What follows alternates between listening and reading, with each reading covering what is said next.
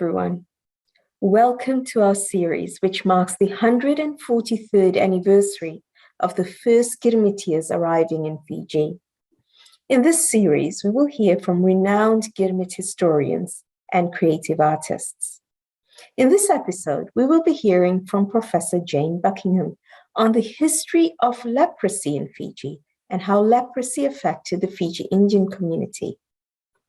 Jane Buckingham is Associate Professor at Canterbury University, which is in Christchurch, New Zealand, and she's also the current Director of New Zealand's South Asia Centre.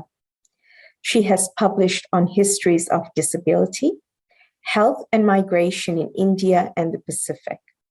She is particularly interested in histories of health, migration, and labour in the Pacific region. Let us now hear from Professor Buckingham. Tēnā koutou katoa, wanakam, ni sambula, namaste, namaskar. Greetings to everybody, and thank you for this opportunity to reflect on the history of illness among Girmitia in Fiji. There's been a fair bit written about sickness on the sea voyages taken by Girmitia across the Kalapani, and also on the causes of death among those working on Fiji plantations. Less is understood, though, about the health of Girmitia and their experience of sickness once in Fiji. For some, those affected by leprosy in particular, sickness changed their identity and their lives forever. It forced them into isolation. Because of their disease, it meant that they were introduced to a new aspect of life in the Pacific, and it set up a new wave of migration within the Pacific region.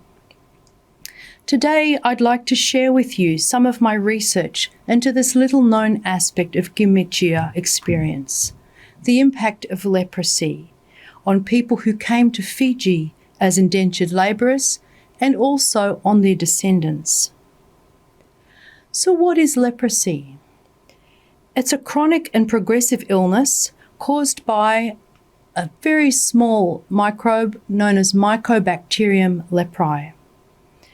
Now it can be cured with a course of treatment that typically lasts around 6 to 12 months and needs to be done under the supervision of a doctor. This treatment's called multi-drug therapy. However, during the period of indenture, it was completely incurable.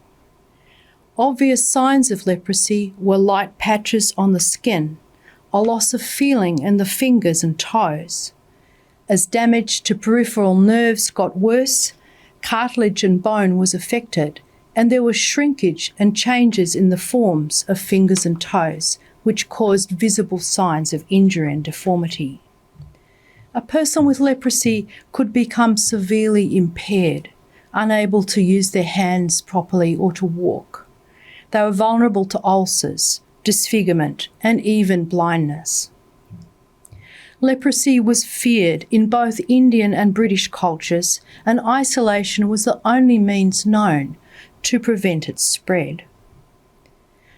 Leprosy, though, was part of the journey of indenture, and it was part of that journey from the very beginning. At the depots in Calcutta and Madras, indentured workers were checked to make sure they were healthy and strong enough to do the heavy work that would be required of them on plantations throughout the British colonial world. One of these checks was for signs of leprosy. If a person was found to have leprosy or another incapacitating condition, they were refused access to the ships leaving for Fiji and other colonies, places like Trinidad, Natal, and so forth. If symptoms of disease emerged on the ship during the voyage, these were screened for and then picked up on arrival at the ship's destinations. Those found to have leprosy when they arrived in Fiji were immediately repatriated back to India. Leprosy, however, has a long incubation period, and many cases of the disease emerged among Indians who travelled to Fiji as labourers and also among their descendants. The exact mechanism for this transmission of disease is still unknown. Recruiters of indentured labourers tended to work in areas where leprosy was already endemic and where there were large numbers of poor and displaced people, often far from their home villages and already struggling to survive and looking for work. The rigours of travel, overcrowded conditions once people were placed on plantations, the hardship of plantation work and the labour expected of an indentured worker. All these may well have contributed to the number of cases among Indians in Fiji. What is absolutely sure is that diagnosis of leprosy was utterly devastating for those who were found to have it. Those already allocated to a plantation were removed once they became unable to work. In this case, the worker lost their livelihood. They lost their accommodation and their support structures. Family and home, friends had to be left behind.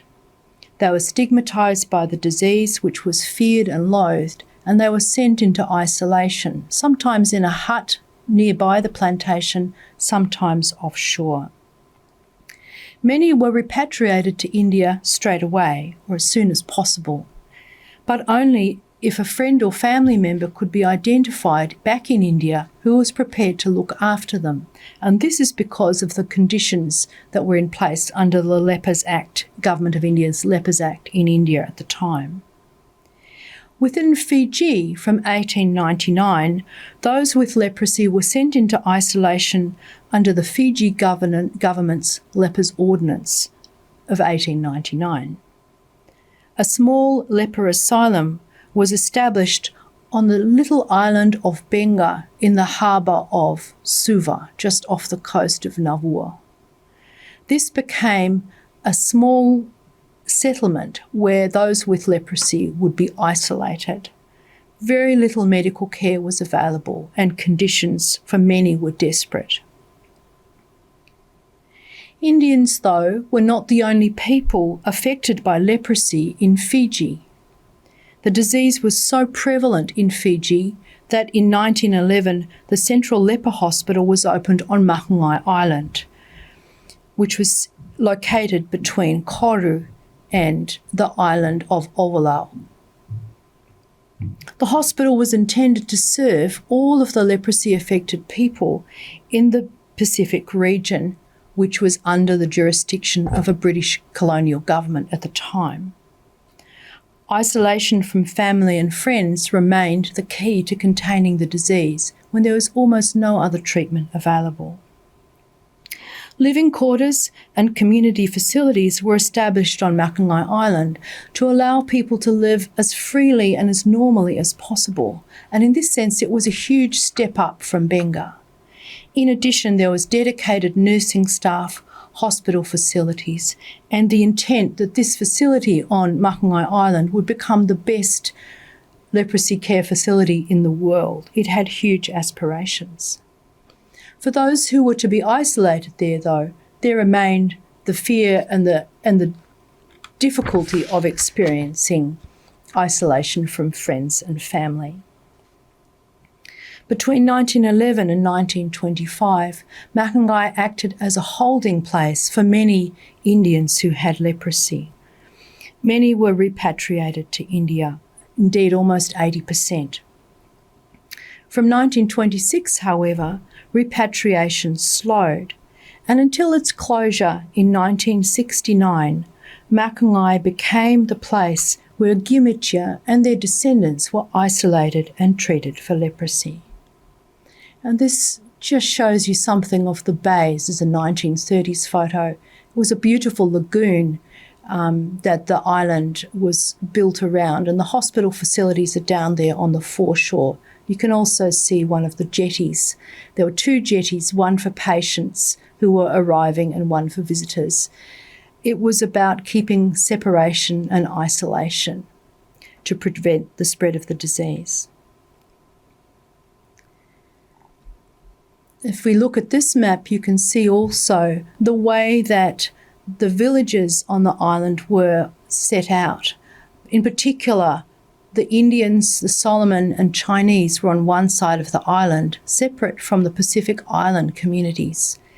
This partly reflected a common experience as migrants to this region and also a common labour and migration experience, so that these groups were all known in Fiji as labouring communities. So in that sense, even the separation and distinctions on Makangai reinforce that Gumitia history and inheritance. While Pacific Islanders who were also isolated on Makangai were identified in the Register of Admission by their village or island home, Indians in this early period were identified by the ship that brought them to Fiji and the number on their indentured passes. Sometimes the father's name was listed, but for all Indians in the register, identity was subsumed under the mechanism of migration. Previous residence, previous connection to India was being lost in this process of migration. The plantation that a patient had come from would be listed, but not the village that they originally had their family and ancestry connections to.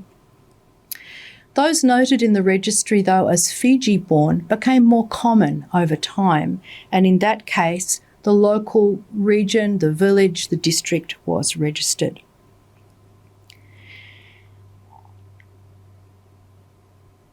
Indians in this context were living in a world which connected them to others of the Pacific region, and this was particularly the case for women. There were far fewer women on Makangai, and they were all together in women's quarters. This meant that women of every disposition, background, cultural heritage were together, but for men they were separate. So you had a mix of a kind of pan-Pacific experience, but also a separation and reinforcement of these older indentured labouring histories. Up until the mid-1930s, admissions of Indians to the Central Lepers Hospital reflected an overlap with the period of indentured labour migration. Cross-referencing the admission register with the ship's lists shows that although the data is incomplete, there were clusters of people who later became leprosy patients who sailed to Fiji on particular ships. The Rhone, for example, which sailed in 1890 and 1897, carried at least 17 future Makangai patients. In 1906, the Fazilka carried at least 11 people who would eventually be admitted to Makangai. So for some, Makangai Island became a place where the Jahaji connections of shipboard shared experience became reinforced and reunited. For many, the island was a place of beauty and a place of peace and a place where they could recover. And the wonderful thing was that so many were able to recover with good nursing care, good food, company, and a pleasant environment. So that was the good news story from Makangai. At the same time, it was a place where people could live out their religious and cultural lives. And this photo, which I took some years ago when I visited the island, is of the remnant of the Hindu temple, which was just near the Indian village there on the map. Sadly, though, as leprosy tended to appear within family and friendship groups, many members of the same family were also reunited on Makangai. Many died there, but others, with that benefit of good nursing, were able to become healed and well again in the company of their family on the island, and often were able to go back and rejoin their families again on the mainland. For many of them, this experience was part of that transition from being an Indian to being an Indian who was also a Fijian. It was part of learning and finding a place within the Pacific. And I'd like to thank in particular the Marsden Fund and a joint New Zealand research grant which supported aspects of this research. I want to acknowledge that, but also in particular to recognise the work of Pacific Leprosy Foundation, who provided liaison for so much of this research. and still do such important work in the Pacific today. Also, I'd like to thank National Archive of Fiji, who are so important in recording and preserving these aspects of history that would otherwise be lost. Thank you so much. Happy Gumitja Day.